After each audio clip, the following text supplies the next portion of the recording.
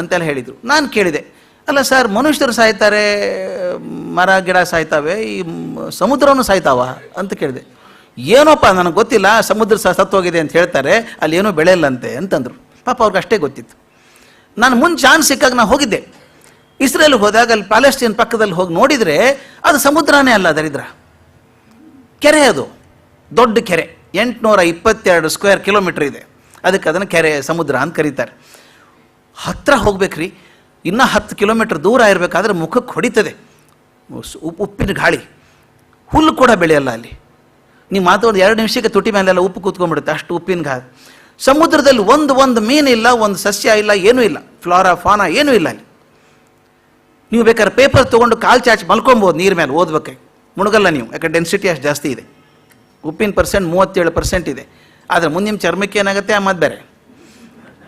ನನಗಿದು ಇಷ್ಟು ಸತ್ತು ಹೋಯ್ತಲ್ಲ ಸಮುದ್ರ ಇದು ಅಂತ ಅನ್ನಿಸ್ತು. ಆದರೆ ಮುಂದೆ 75 ಕಿಲೋಮೀಟ್ರ್ ಮೇಲೆ ಉತ್ತರಕ್ಕೆ ಹೋದರೆ